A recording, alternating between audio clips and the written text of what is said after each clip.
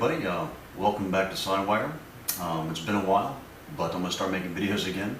To make a real quick short one, what we're going to do today is simply make butter. All you need is obviously something to make the butter with. Now in this case I'm just using a little mini Cuisinart. Some people put in a little jug and shake it, and that takes about 3 minutes either way. You're going to need heavy cream. The heavier the cream, the better. This is ultra pasteurized. If you can get pasteurized, one-time pasteurized, it's a little tastier. You're going to need a cheesecloth or something to strain with. This isn't necessary, but it makes it a lot easier. And salt. That's it for butter, guys. Heavy cream, salt, something to make it with.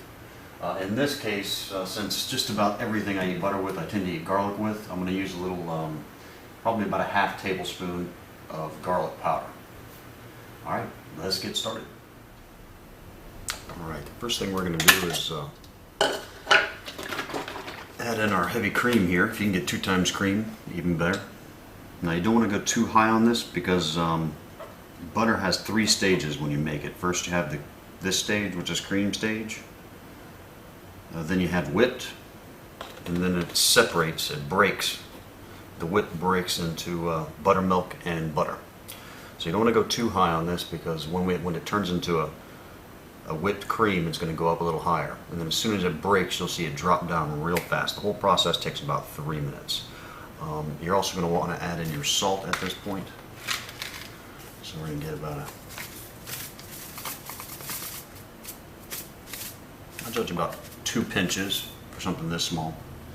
Now I tend to like my salt a little, I tend to like my butter a little saltier than normal. But you can judge. It's pretty easy to experiment with and find out how much you like. Plus the more salt you add in there, the longer it stays. If you do an unsalted or a sweet butter, don't expect it to stay in the fridge for too long. Now at this point you can basically add any flavoring you want to, whether it's rosemary or a little bit of thyme or just about anything you want to flavor your butter. In this case I'm just going to be doing a little bit of garlic. So we'll do about a ½ tablespoon to a tablespoon garlic powder. And that's it. Alright, we're going to fast forward through this. It's going to take about 3 minutes, but here we go.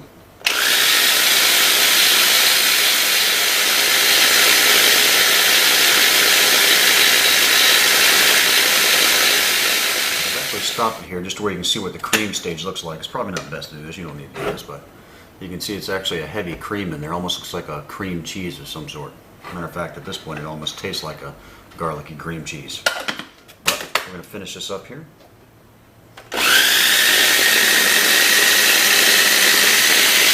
Watch for it to break. Stop real quick, it's getting ready to break, and I wanted you to be able to see what it looked like.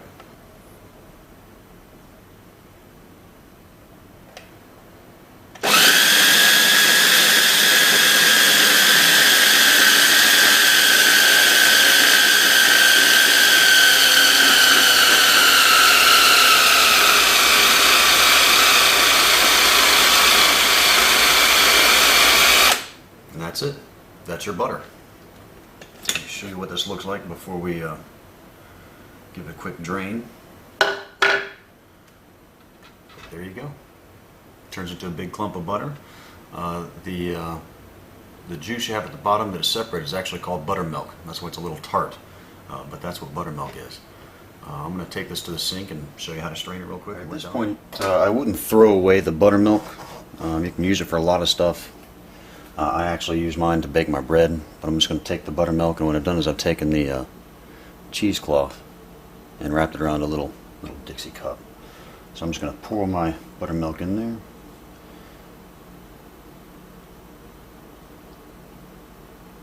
Save that for making some dinner rolls a little bit later tonight.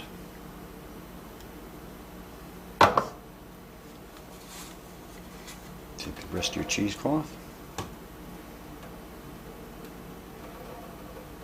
Now this is where you can get a little messy. Make sure you remove your blade. Oops. going to take the butter, we're just going to scoop it out. That's it. That's your butter right there. Naturally yellow. No dyes. None of that stuff.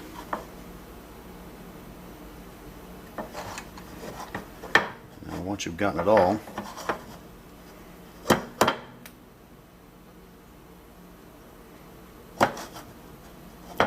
and that little bit of milk made that much butter, or a little bit of cream, I should say. So you can get a little pint size that I showed you for about $2.50, $3. And yet you can make, probably 5 times this amount of butter. Now what you can see is I'm just straining it just a little bit with the cheesecloth, trying to get the rest of that milk out of there.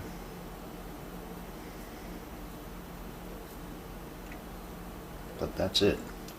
You want a nice little butter, created especially for whatever you're cooking. There she be.